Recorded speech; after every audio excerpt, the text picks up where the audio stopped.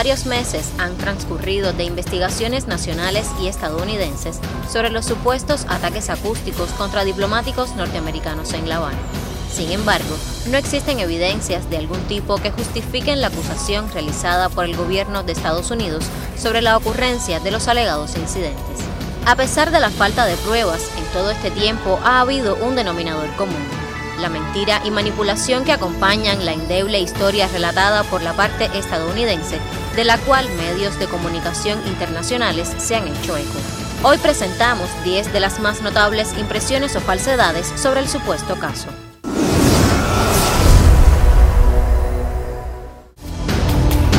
En el caso de los supuestos acontecimientos en La Habana, se utiliza constantemente la palabra ataque, lo que implica un posicionamiento a priori respecto a los acontecimientos. No obstante, ni los investigadores estadounidenses ni los cubanos pudieron establecer hipótesis sobre el origen o causa de los supuestos incidentes. Tampoco encontraron posibles autores ni personas con motivación, intención o medios para ejecutar este tipo de acciones. Aún así, la prensa internacional e incluso la Casa Blanca mantiene el uso de la palabra ataque.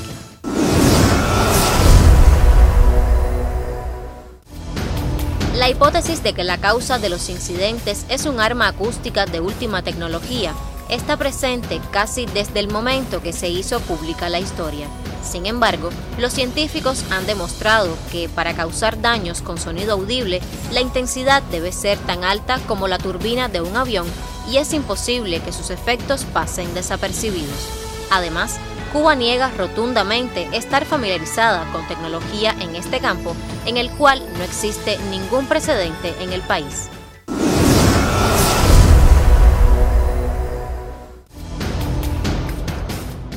Increíble resulta pensar que los supuestos incidentes se habrían producido en lugares custodiados por los propios estadounidenses y sin acceso directo al exterior.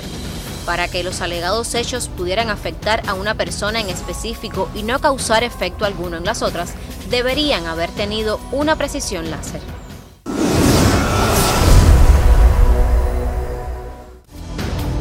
Los síntomas alegados por los diplomáticos norteamericanos incluyen malestar en los oídos, pérdida de audición, mareos, dolores de cabeza, fatiga, trastornos cognitivos, dificultad para dormir y el más enigmático de todos, traumas cerebrales. Pero lo curioso del caso es que ni la conmoción cerebral o los problemas cognitivos tienen referentes clínicos en eventos vinculados con sonidos, según los expertos. De acuerdo con Joseph Pompey, un ex investigador del Instituto de Tecnología de Massachusetts, no es posible que existieran daños cerebrales y conmociones, pues para que algo así sucediera, alguien habría tenido que sumergir la cabeza en una piscina repleta de poderosos transductores ultrasónicos.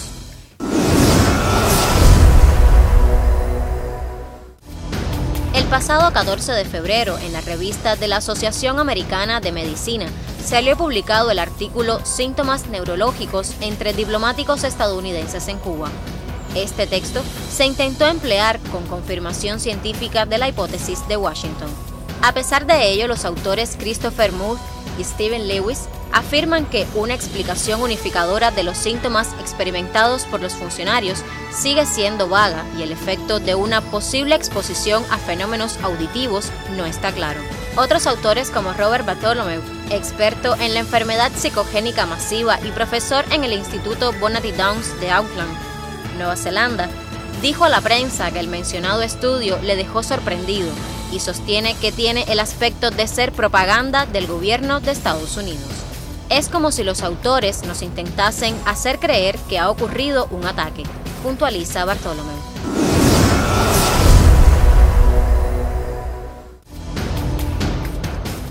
En un foro online convocado para analizar los incidentes, expertos cubanos concluyeron que existen otras causas probables que deben ser estudiadas a profundidad antes de emitir un juicio. Entre ellas se incluyen los factores psicosociales que explicarían mucho mejor la variada sintomatología alegada por Washington. En este sentido, especialistas internacionales coinciden que desde el punto de vista objetivo es más como una histeria colectiva que cualquier otra cosa.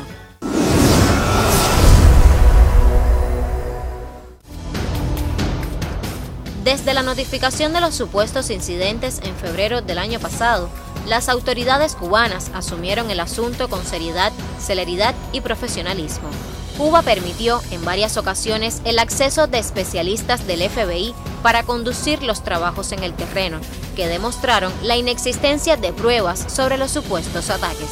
Por el contrario, el comité de expertos cubanos que analizó el caso estuvo limitado por falta de colaboración de autoridades estadounidenses, quienes no compartieron toda la información disponible ni permitieron el acceso a los pacientes o sus registros médicos.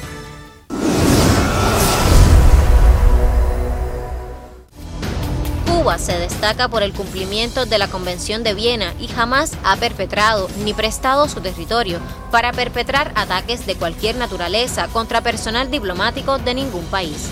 Por el contrario, diplomáticos cubanos han sido víctimas de acciones violentas en territorio estadounidense, llevadas a cabo por miembros de grupos terroristas conocidos y vinculados con Washington.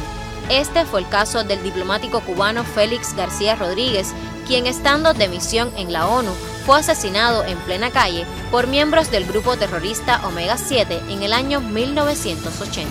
Cuba, amenazada de guerra o en momentos de gran tensión, jamás optó por el camino de la agresión.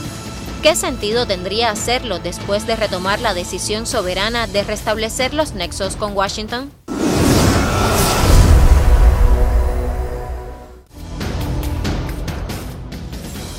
Los sectores en contra de la mejoría de las relaciones entre ambos países han manipulado el tema de los supuestos incidentes acústicos para justificar el retroceso de los vínculos bilaterales y avanzar en su propia agenda. La politización de este tema, evidenciada en las recientes decisiones unilaterales del gobierno estadounidense, solo beneficia a un reducido grupo de la extrema derecha anticubana encabezada por el senador Marco Rubio, quien persiste en mantener la política hostil contra la isla en detrimento de los genuinos intereses nacionales de Estados Unidos y su pueblo.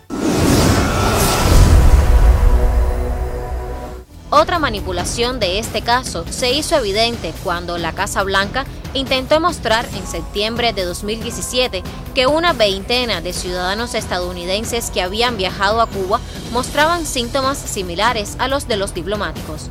Pero teniendo en cuenta que la lista incluye términos tan generales como mareos y dolores de cabeza, se tiene una idea de la poca seriedad de las acusaciones. Más de 4 millones de visitantes extranjeros arribaron a nuestro país el año pasado, entre ellos 620,000 de Estados Unidos.